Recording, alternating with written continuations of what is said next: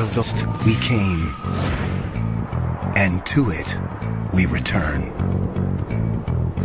This is one of the last temperate rainforests in the world. Remote, primeval,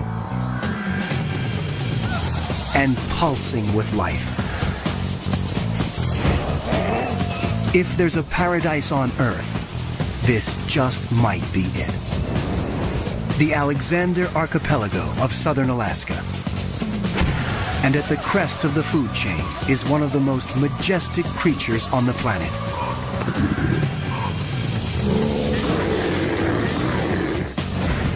This is the biggest, most magnificent predator on the block.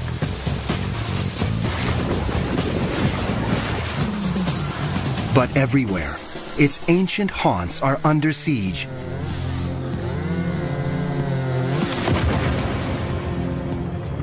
As the modern world closes in, this could be the great brown bear's last stronghold. To protect this extraordinary species, researchers have to learn more about its secret life deep within the forest, and quickly. A veteran tracker joins forces with a new technology that may allow us to enter the bear's ancient territory without risking a close encounter of the grisly kind.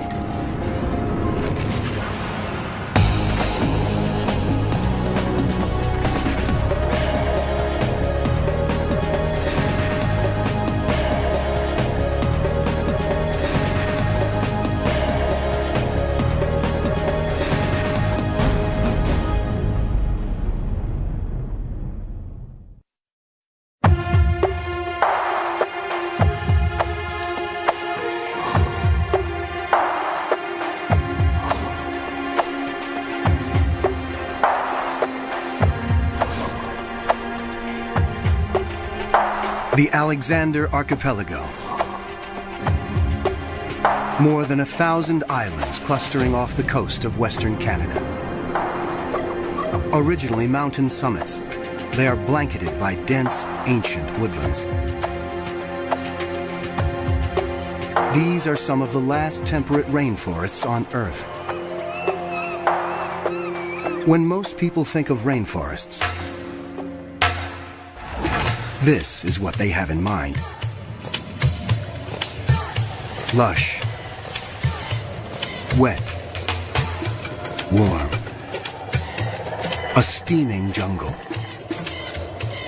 This is the tropical rainforest. Young, leafy trees, a huge variety of wildlife.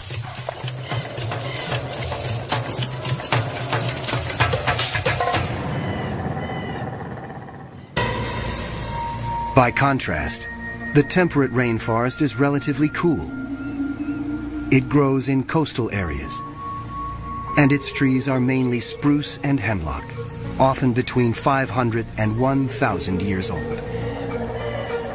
It is less diverse than the tropical rainforest, but no less imposing. It is a place where land and sea come together to form a whole greater than the sum of its parts.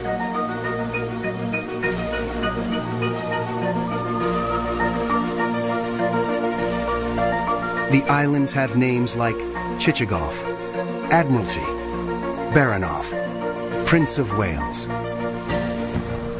Remote from urban centers, it is a world few humans have penetrated.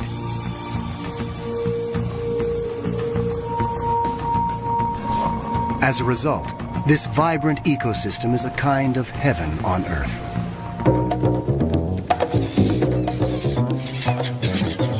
And the variety of wildlife here is astounding.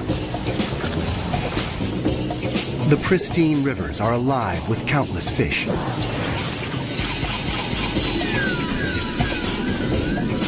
Amidst the islands, killer whales breach.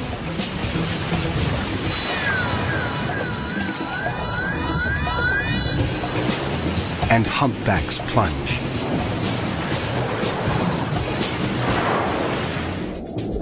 Dall's porpoises and Steller's sea lions feast in the food-rich waters.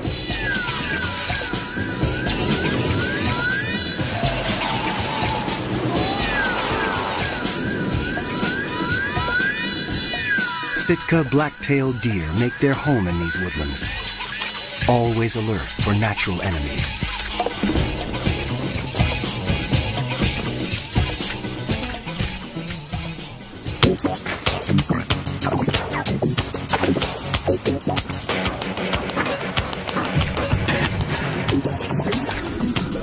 And the lord of this southern Alaska paradise is this mighty beast.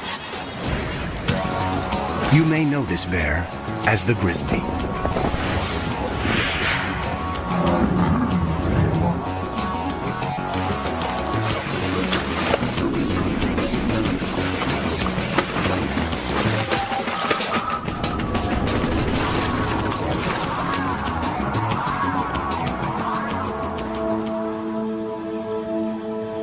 Like the forests it roams, this bear is both majestic and mysterious. In North America, brown bears are often called grizzlies, though biologists reserve the term grizzly for inland brown bears and use brown for bears that live on the coast. Genetically, the two are identical. Whatever this bear is called, it is not a bear to be taken lightly. It can weigh more than half a ton and yet reach speeds of almost 40 miles per hour.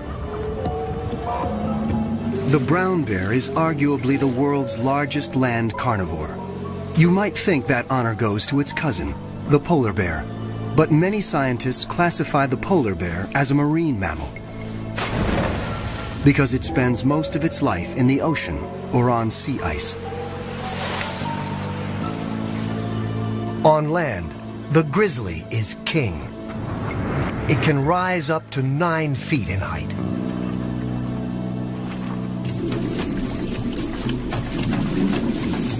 Bears are formidable hunters. They have a keen sense of smell, 7 times more powerful than a dog's. And they are notoriously patient in stalking their prey.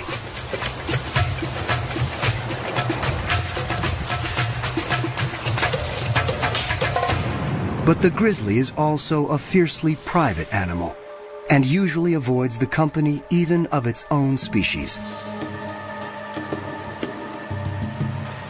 Any human trespassing on its space is asking for trouble. And that includes biologists who'd like to get close enough to learn more about this reclusive animal.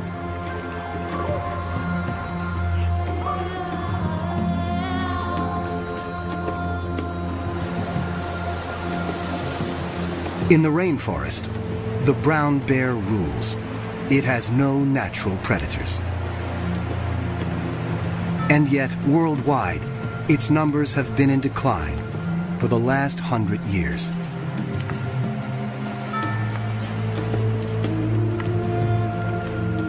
In the early 1900s, more than 100,000 brown bears roamed the western United States.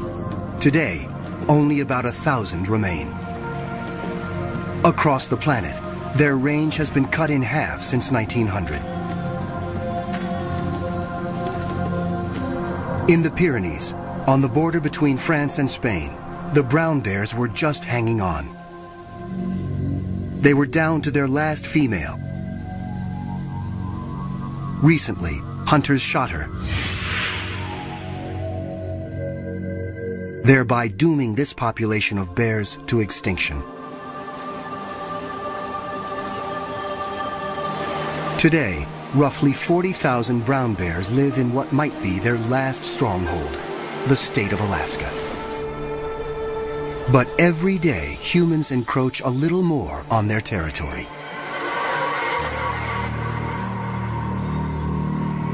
And once again, as in the ancient story, it's man who has brought trouble to paradise.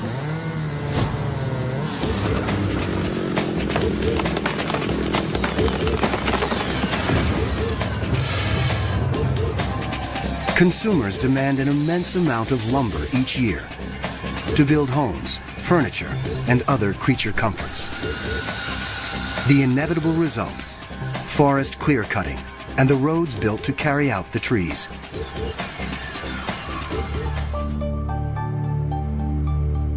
On Chichagof Island, many bears tend to converge on river valleys during the summer months.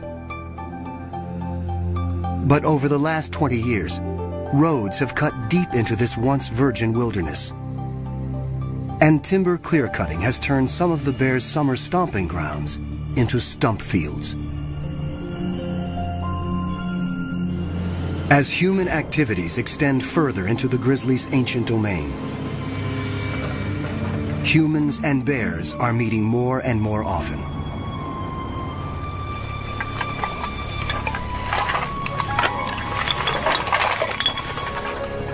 It is a recipe for disaster, for bears, and sometimes for people. This massive predator can be extremely dangerous when suddenly confronted by a human on its turf. And yet, to protect these animals, researchers need to learn more about their numbers, their movements, and their vulnerabilities. They have to get up close and personal with a 500-pound animal that doesn't want them there. That's exactly what one man does for a living, and has for the last 30 years. Born in Wisconsin, Laverne Beyer came from a family of hunters.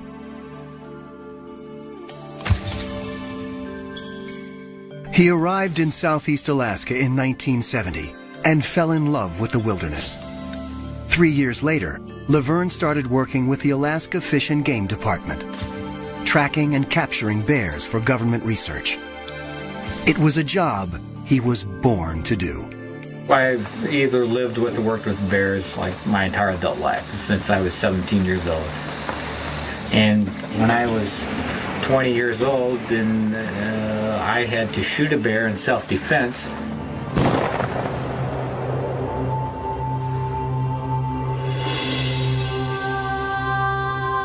And once you have to shoot a bear in self-defense, that's kind of one of the events in your life you don't forget.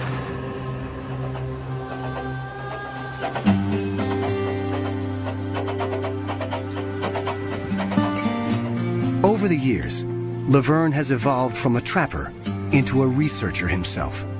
Largely self-taught, he works on the cutting edge of bear research technology here in Southeast Alaska.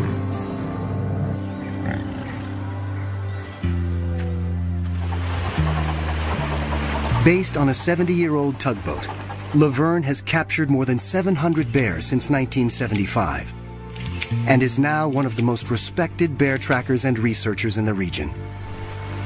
Someone who combines traditional tracking skills and the best that modern technology has to offer. I'm a man who's stuck in the wrong time period because I appreciate things from the past.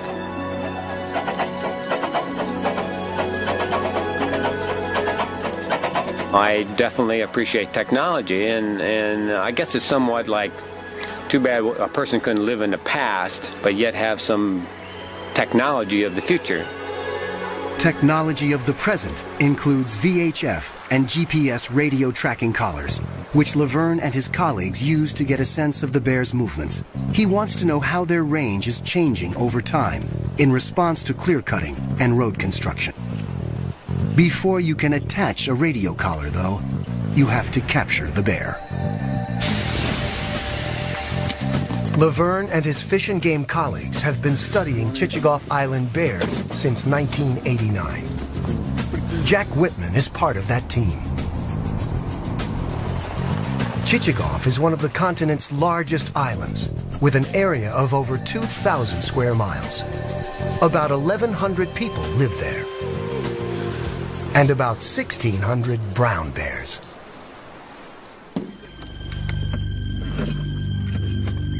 As they prepare for their research expedition into the brown bear's domain, they're all too aware of how alert they have to be. We're trespassing in a pretty major way in places where brown bears live, where most people shouldn't go.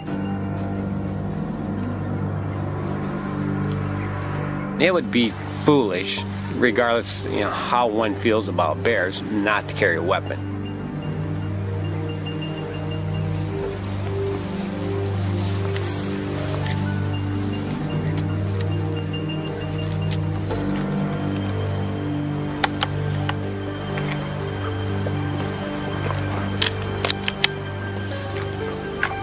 An ancient trail leads into the world of the bear.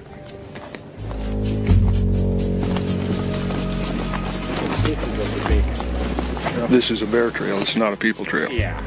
No, there's no people come down here. Years of bear traffic have cut this path through the forest. The bears are out of sight, but their presence is everywhere. You can probably see bear hair still attached. Big knot of bear hair there. To learn where bears roam off the beaten path, Laverne and Jack want to deploy a radio collar. And that means they have to catch a bear.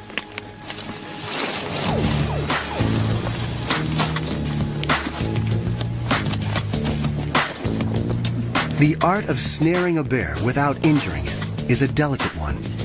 In order to direct its path into the trap, you have to think like a bear thinks. You have to choreograph its movements. The bear has to hit a bullseye right here. Okay. We're trying to force that foot into that spot. Okay, so when he's walking down the trail here, he has hit that perfectly without touching the cable there. Plus you're trying to create his step for him too. This stuff here kind of leads him into this bullseye. If he steps on this, cable here a little bit, it's not going to catch him. The snare is set, but can it fool a bear? As the trackers make their way through the forest, their senses are on high alert for any sign of movement.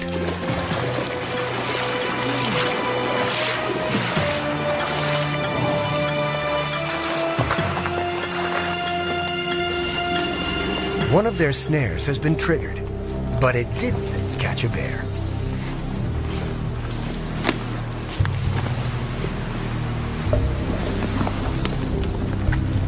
There's a clean miss too. Threw the cable way back there, and pulled it up. This here's been bumped a little, coming that way. It's going that way. Yeah, I think he stepped on this. Kind of looking at it. One thing is sure, there are bears close by. It's nice working down here where there's some targets out there. It's a target-rich environment. They try again and move on.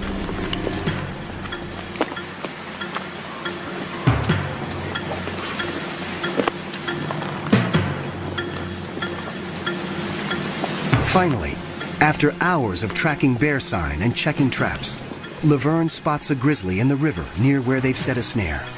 It could be headed toward the trap. Now the key is staying silent, motionless, and downwind. They pick out motion, so you move slow, and deliberate, and if preferably you move when they're not looking at you.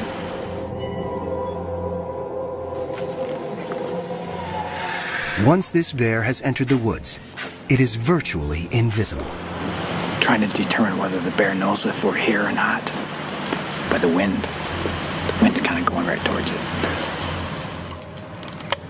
After nearly 30 minutes, Laverne and Jack hear signs that the bear's been caught, but how firmly the snare has grabbed its foot is unclear. At this point, it's kind of, how is this all going to play out?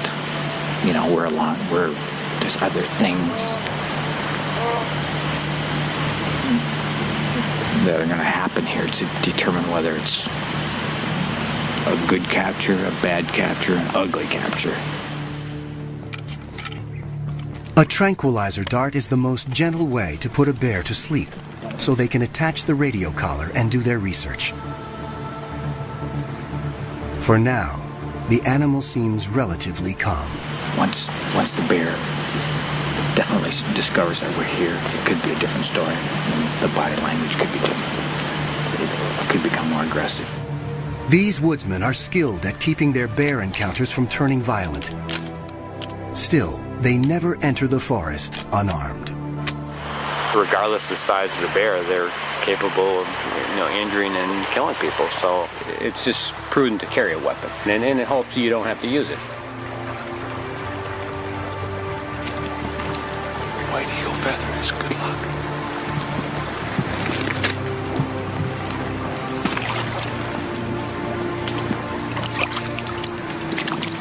To make sure he places the dart accurately, Jack has to get within 10 yards of a 500-pound and now very aggravated bear. As he lines up his sight, Laverne covers him, just in case.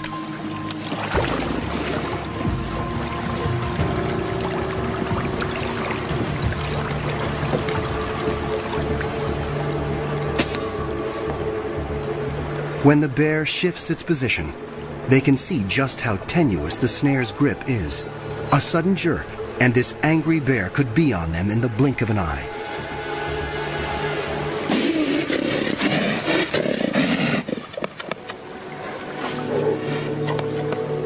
Luckily, the tranquilizer is already taking effect. If not, the bear might easily have pulled free. Minutes later, she's out. And the researchers can go to work. But Laverne and Jack know that another bear could be watching them. Their every sense is attuned to movements and sounds coming from the trees. They waste no time. First, a blood sample. Then, the radio collar.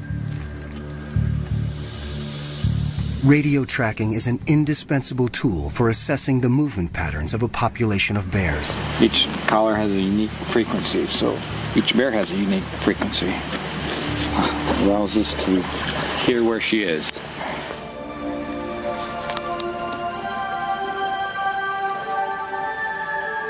Today, the forest has let them in. It remains to be seen if it will let them leave.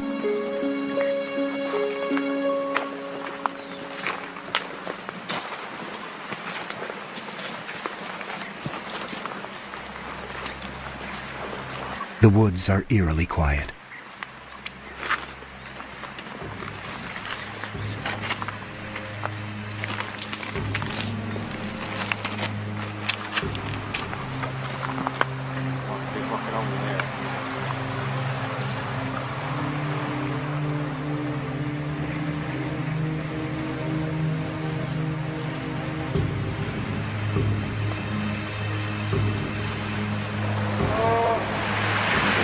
Yep, right there. I think I hear a growl. Suddenly, they realize they're being watched.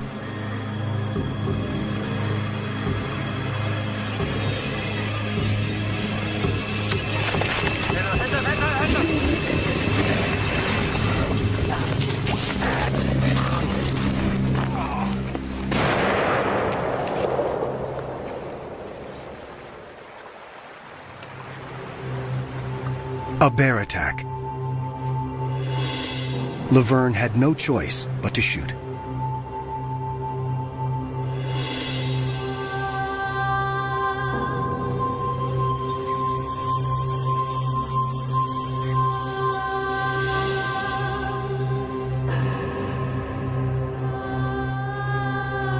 A day that began so auspiciously has ended in heartbreak.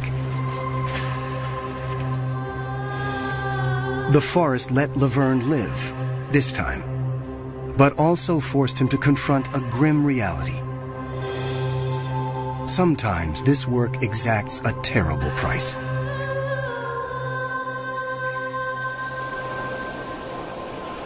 The attack has left Laverne with more than just emotional scars.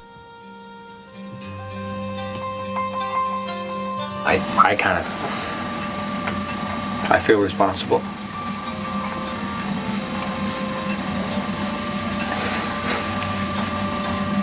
You know, I did not want to pull that trigger. I did not want to kill her.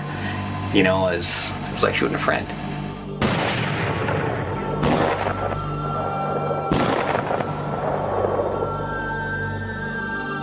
and felt, we're trying to help you. We're trying to help her, or help the species. She doesn't know that. I don't want to shoot you. Can't you understand that, we're not trying to hurt you?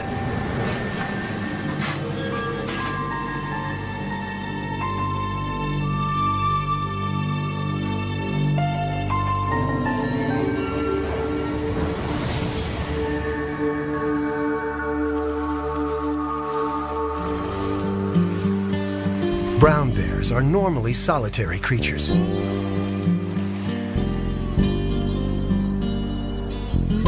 And most of their time is spent finding food and eating.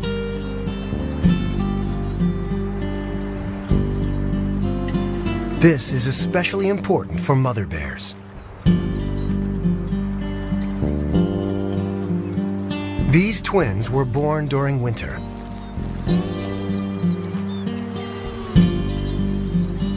They depend upon their mother's milk.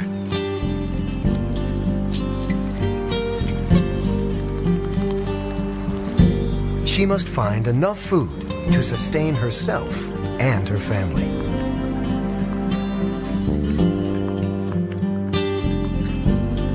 In early summer, brown bears commonly eat berries, grasses, and other vegetarian fare. But each year around July, their diet dramatically changes. And it all begins here. Enfolding the islands of southeast Alaska are the rich waters of the Inside Passage. The passage is home to some of the most spectacular animals on the planet.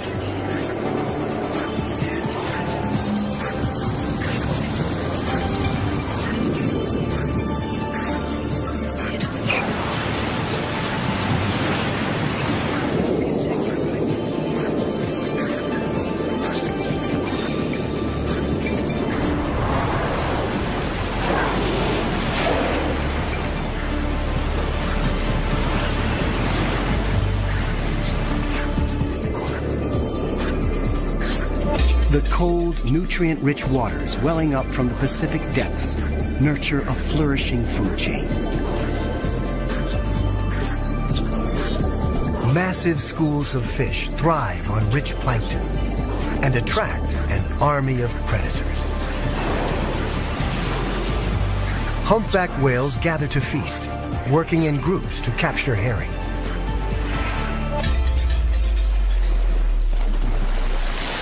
Dall's porpoises rely on speed to catch their prey. But sometimes they are not fast enough to escape this mighty hunter.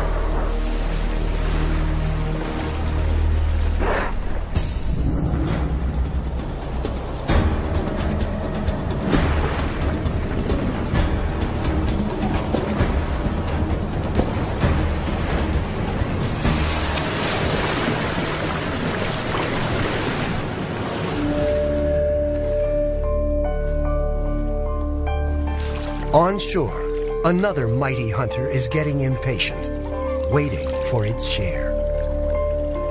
For in a coastal rainforest, the worlds of sea and land are intimately connected. And the ocean's emissary to the rainforest is this remarkable pilgrim, the salmon.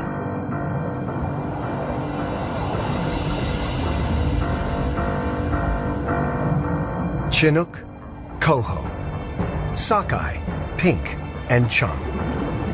5 species of salmon make the long trip back from the ocean to the place of their birth.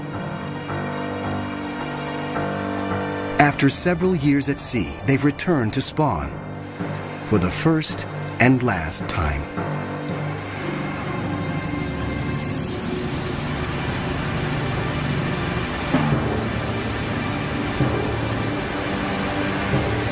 These weary travelers have overcome crushing odds to make it this far. Now, they're running on empty. But this is their only chance to breed. Doggedly, they push on. These sockeye have not eaten since leaving the sea, and they will never eat again. Starving, they begin to digest themselves from the outside in. Absorbing their silver scales, they expose skin, which turns scarlet and smooth. At the same time, the head turns green, and the male's snout takes a grotesque turn. Now, they're in full mating regalia. When they reach the spawning grounds, a female thrashes out a nest.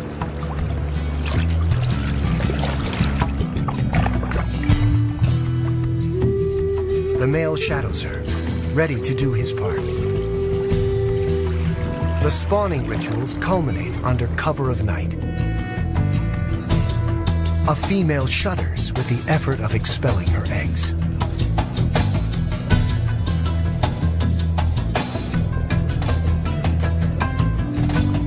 Her mate shudders in reply, fertilizing them with a smoky stream of milt.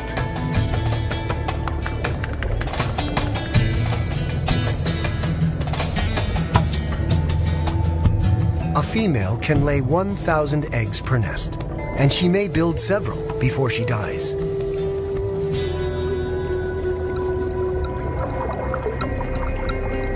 But it's only a few that make it this far. Most will perish long before then from marine predators or sheer exhaustion. Or we'll have to run a gauntlet of hungry bears who have been waiting months for just this moment.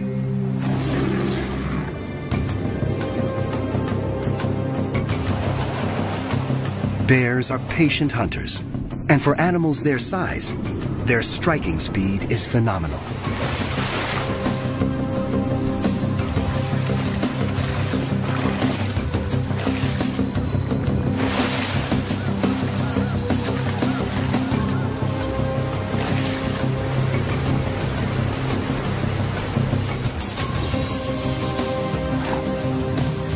This is a time of feasting for leaner days ahead.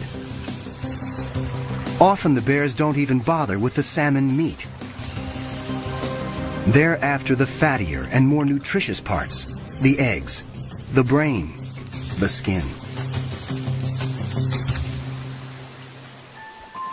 Recent studies suggest that the bears perform a vital service for the rainforest, transporting the nutrient-laden salmon from the river to the woods, where the fish decompose and fertilize the soil.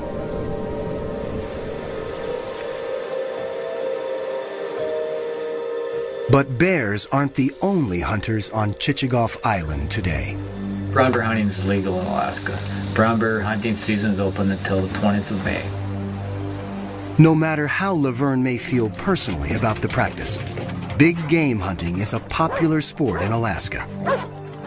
If it's going to happen anyway, Laverne wants to make sure it's done properly, and the right bears are taken. Brown bears are the second slowest reproducing big game animal in North America. The female component of the bear population is the component that you want to protect the most. With more than 3 decades experience, few guides are better equipped to track an Alaskan brown bear than Laverne. But he's here for one reason and one reason only: to make sure that if a bear is going to be shot, it's going to be a mature male bear. Laverne operates by another rule as well. He never guides in the same areas where he conducts his research. Today, he's accompanying a hunter to nearby Admiralty Island. We're looking for a male bear, which is a male bear. To identify a male bear has to be an 8-foot bear or larger, or like a 22.5-inch skull or larger. It's the body movement, body structure. That bear there has about a 20-inch skull. Which means it's likely a female and off limits.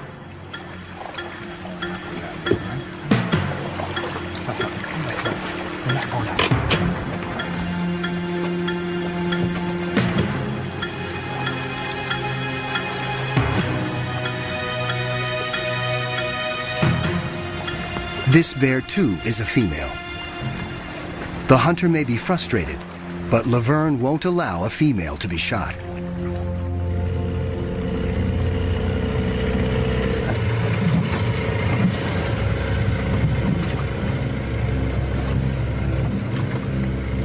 We saw a bear on the beach, and we're going to go take a little closer look and see what it looks like.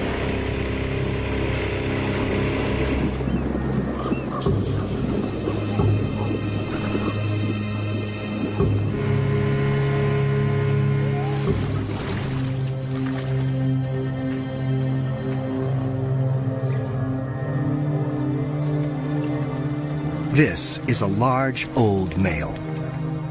So Laverne gives the green light. The hunter lines up his scope. What an animal. My God. My God.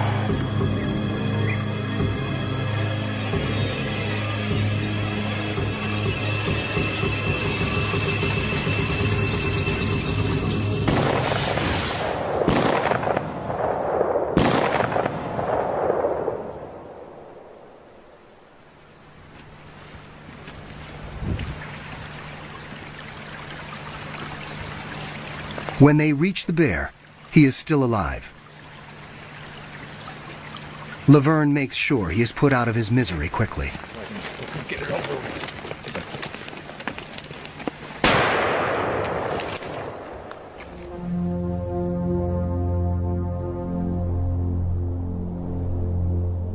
Human encroachment, whether in the form of hunting or road construction, is simply a fact of life in our primal forests.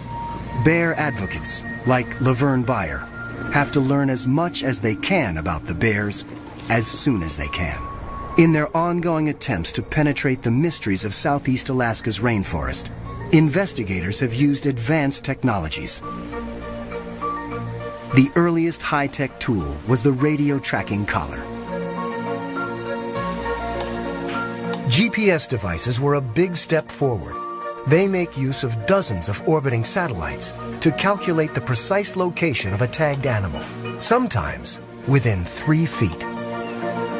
But GPS only tells researchers where the animal is, not what it's doing. What they really needed was a way of getting a video and audio recorder into the deep forest, where it could show them natural behavior, the kind of behavior humans rarely see, because our very presence changes the way animals behave. Fortunately, just such a device exists.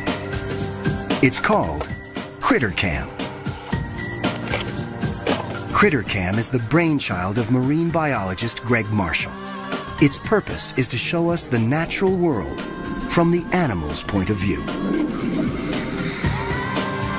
Over the last 15 years, CritterCam has gathered remarkable video, audio, and environmental data from a wide array of creatures.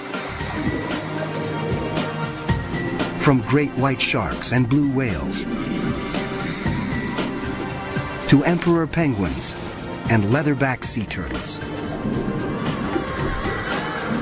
For the first time, we are able to see what the creature sees and enter its world without conditioning its natural behavior.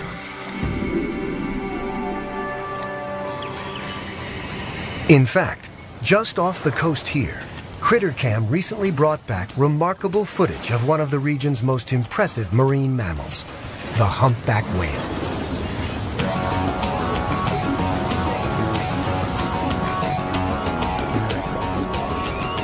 CritterCam revealed how humpbacks hunt together beneath the surface.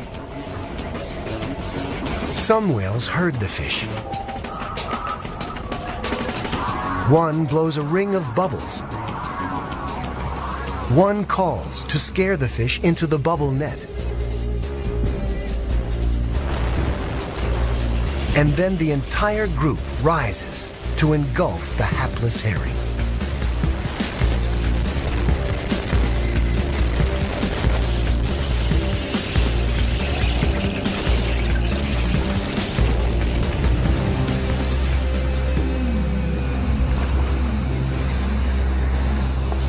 For the first time, scientists could penetrate the murky waters and watch the whale's behavior.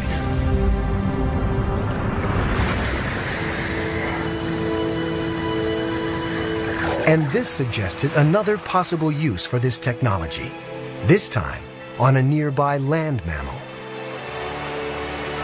Because as experienced a tracker as Laverne is, he's never been able to watch brown bears in the thick of the forest. The GPS has been used on wildlife here in the past few years. Well, the next step for scientists is critter cam technology, seeing visually the wildlife's viewpoint. After years of success using critter cam to study sea life, Marshall and his team have developed a critter cam for land animals. This terrestrial version presents challenges the underwater device never had to face. For one thing, since audio and video signals don't travel through water, all data is recorded to an onboard tape, which is automatically released after 6 hours. There's no transmission with marine critter cam, so interference isn't an issue. But a rainforest is something else entirely. It's an interference machine. So engineer Dave Rash and his colleagues have put in thousands of hours making sure terrestrial critter cam was up to the job. Every element of the device had to be tested and retested, and then retested again. But it will all be worth it if critter cam brings back information that can help researchers protect the species. Still, lab testing only gets you part way. The critter cam team needed to find out how it performed on a live animal before they got into the field with a wild grizzly. How you doing? This is Damascus, the grizzly bear. He's about a 5-year-old guy. Lay down, lay down. Be a good boy. Look at that thing. Look at that thing. What do you think of that?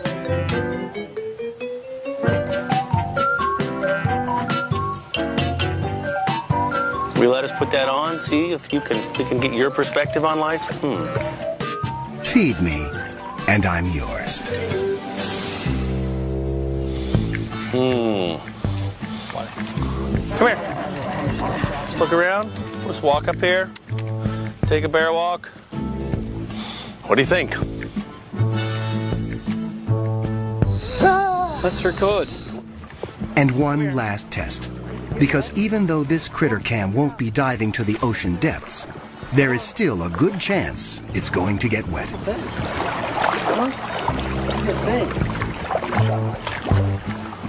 boy, huh? You want to swim a little? You want to do a little swimming? This is as far as Dave is going to get with a tame bear in controlled surroundings. It's time to head north.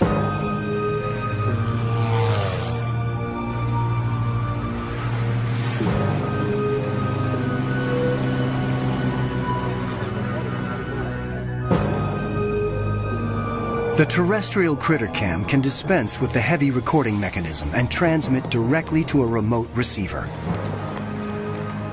Which is a good thing, because the device won't be buoyed up by water, as the marine version was.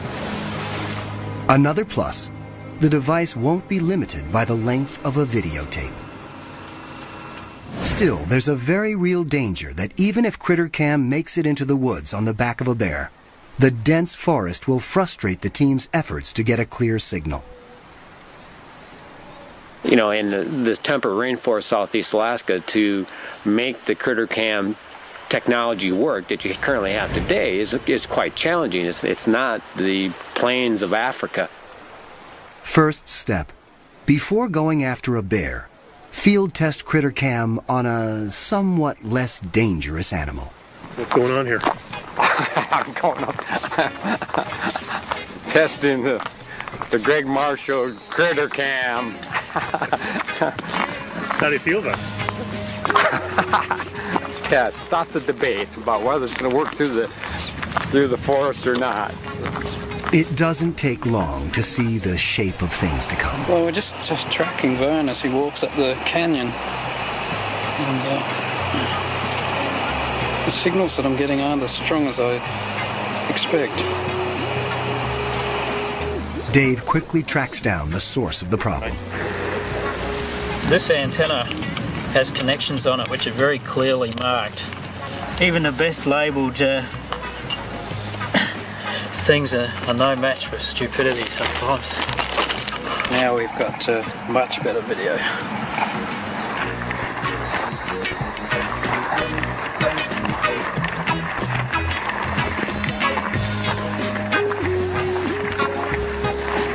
Check it out. Hey, there's somebody holding an antenna.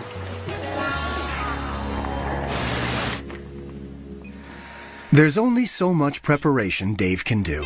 They'll have to try it out on a real bear and make adjustments as they go. We've come all this way, put in all this effort to get to this point, and I don't want my electronic part to be the thing that makes it not happen today, so I'm nervous. The effort will all be worthwhile if CritterCam can bring back information that will help safeguard these bears' future.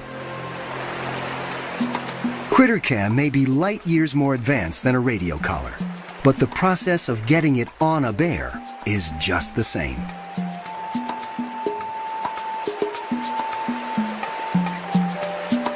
You carefully check various snare locations to see if a bear has been caught. The morning wears on, and only empty or sprung traps are found. Finally, a snare with a bear. It's a small bear, a juvenile, but it will do just as well as a large one for the lightweight CritterCam. Another bear could be nearby, so everyone keeps their eyes and ears open.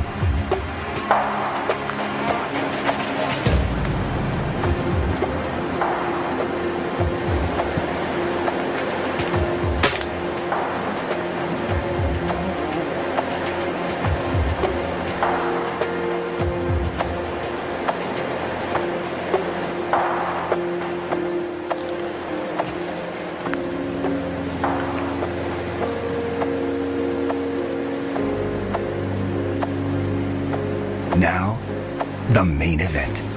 Dave, you ready with that thing yet?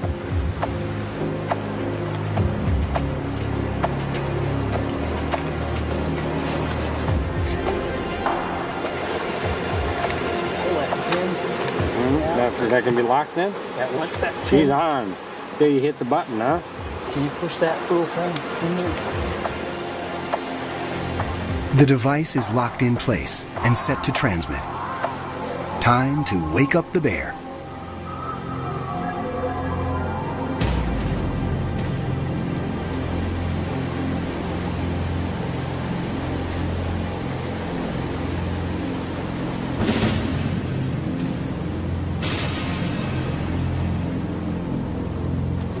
We've seen this shot many times before,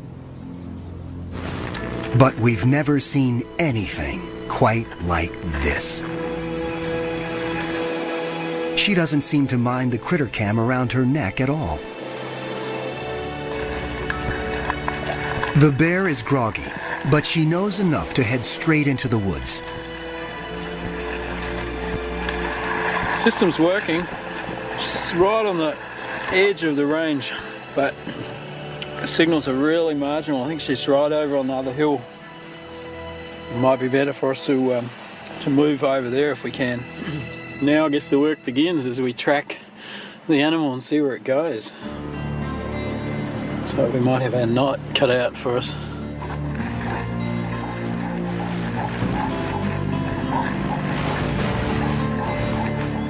As morning becomes afternoon, the team follows the CritterCam signal to stay within range.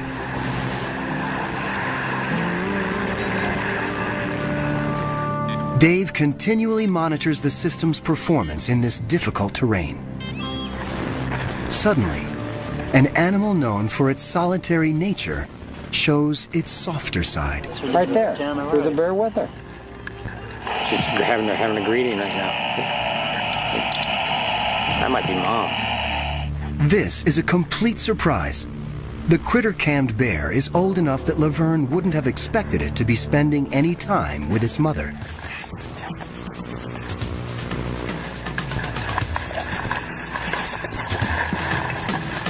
As the video starts to flow more clearly, they see some of the most intimate pictures ever captured of bear life in the depths of the forest.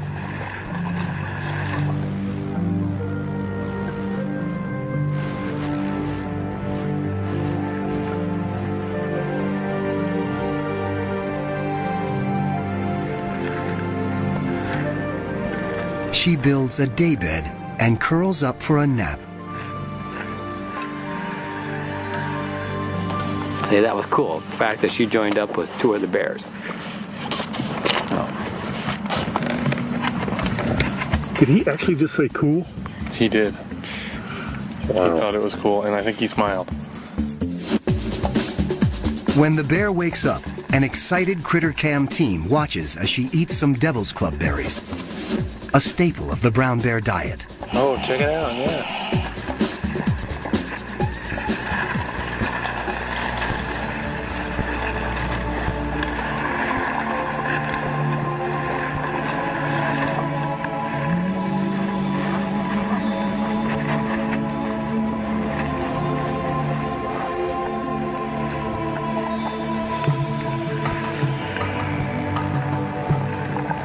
Then she appears to eat a toad, not something her species is known to consume very often.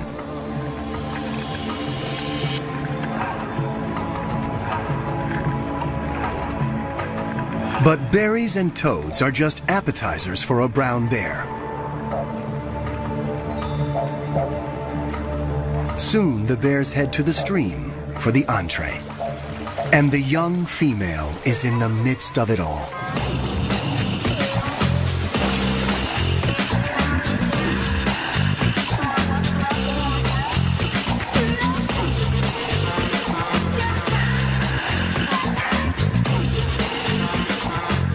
That's pretty good right there.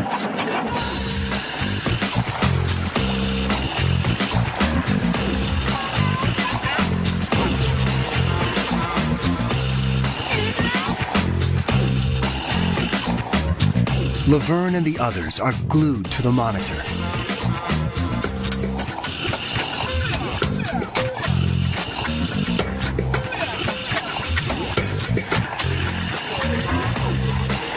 It's been a remarkable day. CritterCam has allowed Laverne and the others to walk with these bears without trampling their world. And what they are seeing bodes well for future research. Research that could tip the odds in favor of these amazing animals.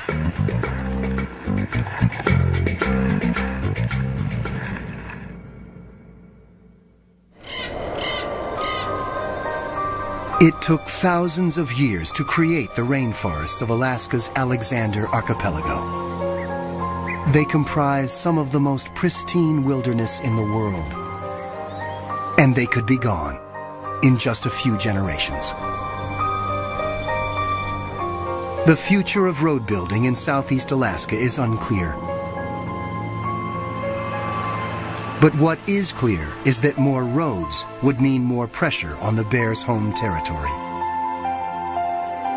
And more encounters between human and bear.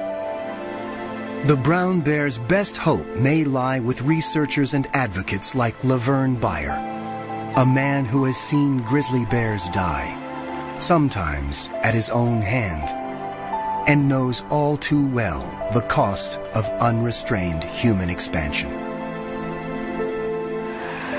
There are undoubtedly many stories hidden within the thick shadows of the northern rainforest.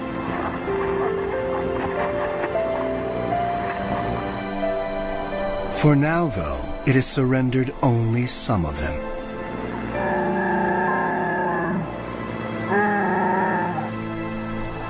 Time alone will tell if it can be persuaded to relinquish more.